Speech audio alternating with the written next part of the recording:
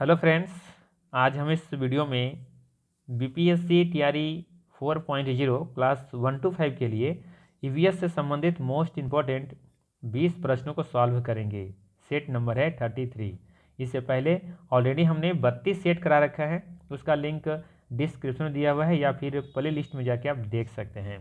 साथ ही साथ ध्यान रखिएगा, ये जो कंटेंट तैयार किया गया है ये बिहार विद्यालय के पर्यावरण एवं हम जो कि कक्षा तीसरी से लेकर 5वीं तक चलती हैं तथा विज्ञान जो कि कक्षा 6ठी से लेकर 8वीं तक चलती हैं, उस किताब से ये कंटेंट तैयार किया गया है। ठीक है, तो चलिए फिर शुरू करते हैं और देखते हैं आज का पहला सवाल है, मछली में श्वसन के लिए कौन से अंग हैं? बताना है मछली में श्वसन के लिए कौन से अंग हैं? फेफड़ा, त्वचा, श्वासरंध्र, एक से अधिक में से कोई नहीं। तो ध्यान रखना है, गलफड़े मछली के श्वसन अंग होते हैं, अर्थात यहाँ पे ई ऑप्शन बिल्कुल ही सही है।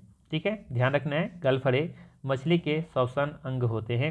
वे गैस के आदान प्रदान की मध्यस्थता में मदद करते हैं। ये मुंह के किनारे पर स्थित होते हैं और पंख संरचनाओं और गिल रेशों से बने होते हैं जो गैस के आदान प्रदान के लिए बोहरी सतह प्रदान करते हैं। ठीक है, चलिए अगला सवाल लेते हैं। अगला सवाल है, श्वसन के फलस्वरूप कौन सी गैस निकलती हैं? श्वसन के फलस्वरूप कौन सी गैस निकलती हैं? ध्यान रखना है, यहाँ पे सही आंसर हो जाएगा डी ऑप्शन। ठीक है, डी ऑप्शन बिल्कुल सही है। ठीक है, ध्यान रखना है, श्वसन के फलस्वरूप कार्बन डाइऑक्साइड, नाइट्रोजन, ठीक है, ये दोनों गैसें निकलती हैं, ध्यान रखिएगा। ध्यान रखना है, श्वसन के फलस्वरूप कुछ मात्रा में, बहुत कम मात्रा में ऑक्सीजन भी निकलती हैं। ठीक है, ध्यान रखिएगा कि हम जिस हवा में सांस लेते हैं और सांस छोड़ते हैं वह क्रमशः शुद्ध ऑक्सीजन या कार्बन डाइऑक्साइड नहीं होता। जैसा कि हम सभी जानते हैं कि हमारे शरीर और उसके अंदर की कोशिकाओं को सांस लेने और नियमित कार्यों करने के लिए अधिक ऑक्सीजन की आवश्यकता होती है और हमारा पर्यावरण में हमें ऑक्सीजन की विशेष आपूर्ति प्रदान नहीं करता। जब हम सांस लेते हैं ना, तो हम वायुमंडल में निहित गैसों के उसी मिश्रण से को अंदर लेते हैं। कह रहे हैं हम कि जब हम सांस लेते हैं तो हम वायुमंडल में निहित जो भी गैसें हैं उसी मिश्रण को अंदर हम लेते हैं, क्योंकि हमारी नाक अन्य गैसों से ऑक्सीजन को फिल्टर नहीं कर सकती। श्वसन प्रक्रिया के दौरान हम जिस हवा में सांस लेते हैं उसकी कुल संरचना भी हमारे आसपास के वातावरण पर निर्भर करती है कि आसपास में कौन सी गैसें हैं। अर्थात ऐसा नहीं कि सिर्फ ऑक्सीजन लेते हैं, हम वायु का मिश्रण ही लेते हैं, लेकिन इस्तेमाल हम किसका कर रहे होते हैं? ऑक्सीजन का।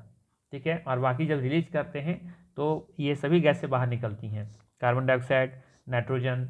ठीक है, नाइट्रोजन का लगभग भाग बाहर निकल जाता है, क्योंकि हम जानते हैं कि हमारे वायु में सबसे अधिक मात्रा में कौन सी गैसें हैं? नाइट्रोजन है, तो नाइट्रोजन भी बाहर निकलती हैं। ठीक है, कार्बन डाइऑक्साइड तो निकलती ही हैं। ठीक है, ऑक्सीजन का कुछ भाग, थोड़ा बहुत, ना के बराबर कह सकते हैं आप, निकलती है बाहर। ठीक है, तो श्वसन के फलस्वरूप कौन सी गैस बाहर निकलती है? तो यहाँ पे तीनों आंसर सही होगा, अर्थात डी ऑप्शन सही है यहाँ पे। ठीक है, ध्यान रखिएगा। अगला सवाल है, परागकण का वर्तिकाग्र का स्थानांतरण क्या कहलाता है? परागकण जो परागकोश में स्थित होता है का वर्तिकाग्र पर स्थानांतरण क्या कहलाता है? निषेचन, परागकण, जनन, एक से अधिक होगा, इनमें से कोई नहीं। तो याद रखिएगा, इसे परागन कहते हैं। क्या कहते हैं इसे? परागन। ठीक है, इसे परागन कहते हैं। परागकण का वर्तिकाग्र पर स्थानांतरण क्या कहलाता है? परागन कहलाता है। ठीक है, और ध्यान रखिएगा, परागकण जो होता है ना और अंडाशय, ठीक है, ये दोनों का मिलने की प्रक्रिया को क्या कहते हैं? निषेचन कहते हैं। बीजांड जो रहता है ना, अंडाशय में बीजांड पाया जाता है, ठीक है, तो वो दोनों की मिलने की प्रक्रिया को निषेचन कहते हैं।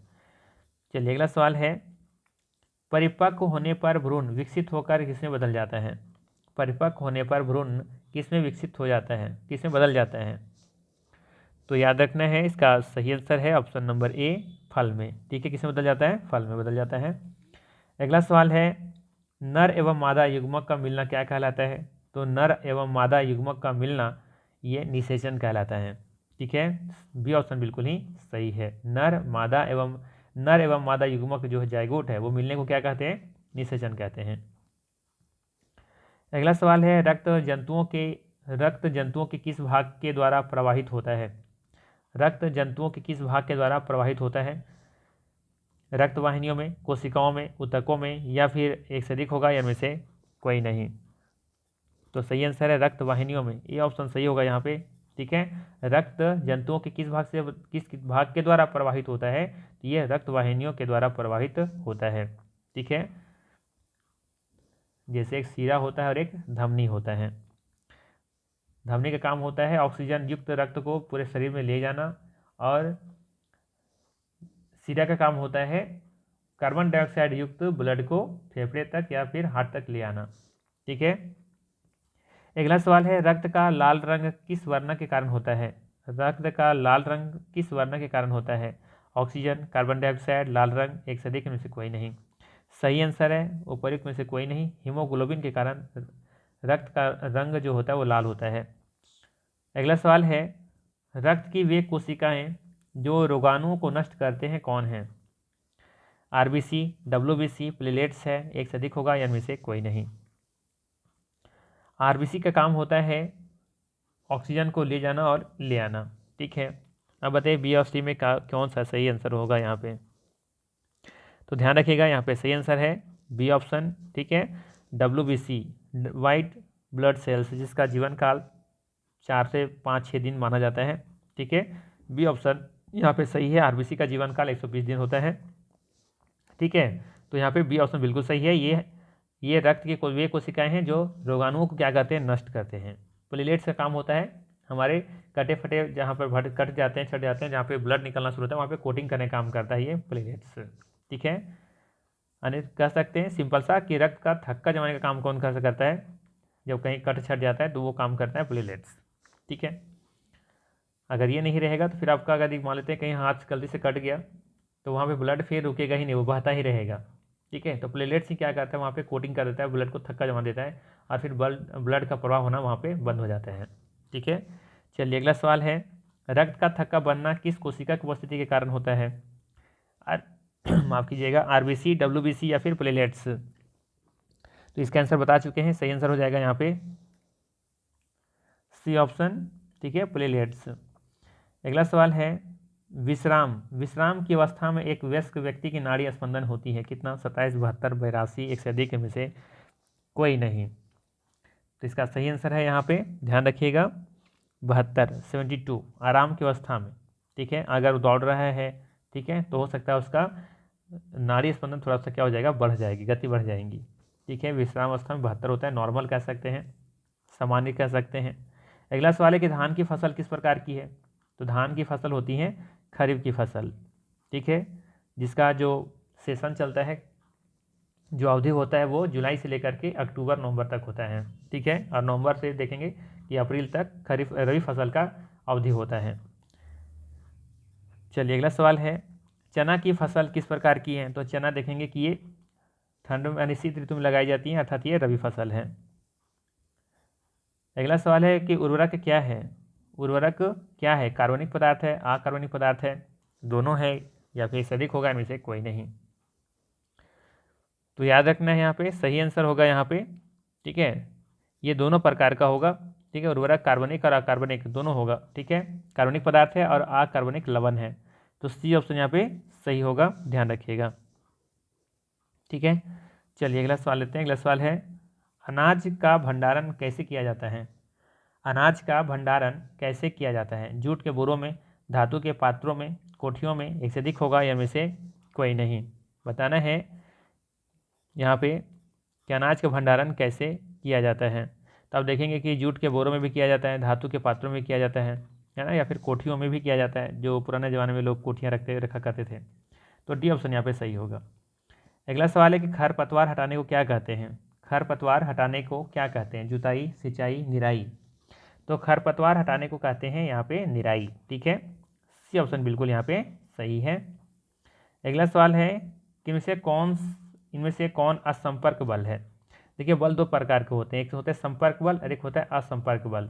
संपर्क बल मतलब जो कि दोनों के संपर्क में आने से जो बल लगते हैं। ठीक है।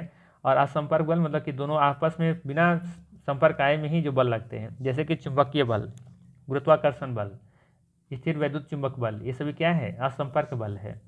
ठीक है। बिना संपर्क आए ही बल लगाना शुरू कर देते हैं।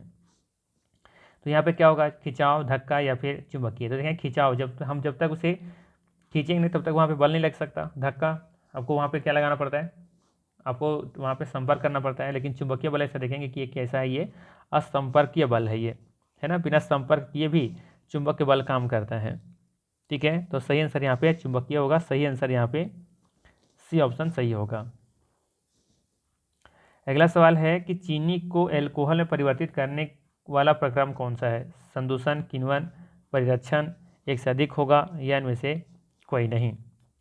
तो इसको कहते हैं फर्मेंटेशन या फिर किण्वन। ठीक है, बी ऑप्शन यहाँ पे सही है। चीनी को एल्कोहल में परिवर्तित करने वाला प्रक्रम है किण्वन, फर्मेंटेशन। अगला सवाल है कि पाव रोटी या फिर इडली के फूलने का क्या कारण है? नमी, उष्णता, किण्वन, एक से अधिक होगा या इनमें से कोई नहीं। तो ये भी एक रीजन है इसके पीछे, किण्वन का। ठीक है, इसमें ईस्ट का प्रयोग किया जाता है। चलिए अगला सवाल है, सूक्ष्म जीव जो परपोषी में गुणन करते हैं। सवाल है, सूक्ष्म जीव जो परपोषी में गुणन करते हैं, जीवाणु, कवक, प्रोटोजोआ, एक से अधिक होगा इनमें से कोई नहीं। तो ध्यान रखिएगा, सही आंसर होगा यहाँ पे ई ऑप्शन, उपर्युक्त में से कोई नहीं। ठीक है, परपोषी जीव के शरीर के अंदर ही प्रजनन करने वाले सूक्ष्म जीव होते हैं, जिसे विषाणु कहते हैं, वायरस कहते हैं। विषाणु जो होता है ना, एक गैर कोशिकीय जीव होते हैं। ठीक है, इनमें एक डीएनए या फिर आरएनए कोर होता है। ठीक है, जो कि एक कैप्सिड नाम से घिरा हुआ हो रहता है ये। ठीक है, ध्यान रखिएगा। तो इसका सही आंसर फिलहाल यहाँ पे क्या होगा? उपर्युक्त में से कोई नहीं। सूक्ष्म जीव जो परपोषी में गुणन करते हैं उसे वायरस कहते हैं। माफ कीजिएगा। अगला सवाल है कि दूध को दही में बदलने वाला सूक्ष्म जीव कौन सा है? दूध को दही में बदलने वाला सूक्ष्म जीव कौन सा है? प्लाज्मोडियम, ईस्ट, शैवाल, एक से अधिक होगा या इनमें से कोई नहीं। सही आंसर होगा उपर्युक्त में से कोई नहीं। ठीक है, ध्यान रखना है, दूध को दही में बदलने वाला सूक्ष्म जीव का नाम है लैक्टोबैसिलस। ठीक है, ध्यान रखिएगा, यहाँ पे लिख दे रहे हैं लैक्टोबैसिलस। ठीक है, ये एक जीवाणु है जो कि दूध को दही में बदलने का काम करता है, लैक्टोबैसिलस। ठीक है, तो इसका सही आंसर यहाँ पे ई ऑप्शन है। ठीक है, तो ये था मोस्ट इंपॉर्टेंट 20 प्रश्न, मात्र 12 मिनट में हमने कंप्लीट कर दिया है। ठीक है, इसके बाद 2 सेट और रहेगा। ठीक है, 2 सेट और, ये 33वां सेट था, 34 और 35 2 सेट और होंगे। उसके बाद फिर हम लोग कंटिन्यू जो जिस तरह से आपका प्रैक्टिस एग्जाम में पूछा जाता है जिस तरीके से, तो वो हम 20-30 प्रश्नों का हम फिर वो जो रहेगा मिक्स रहेगा उसमें सब कुछ, मैथ, रीजनिंग, ठीक है, बाकी साइंस, मैथ, इतिहास वगैरह जिस तरह के पूछे जाते हैं वो मिक्स टाइप का क्वेश्चन रहेगा। 20 या 30 प्रश्नों का हम सेट लेकर के आएंगे, 2 सेट और करेंगे। ठीक है, उसके बाद हम शुरू करने वाले हैं। ठीक है, तो चलिए फिर मिलते हैं इसी तरह के नेक्स्ट वीडियो में। Thanks for watching.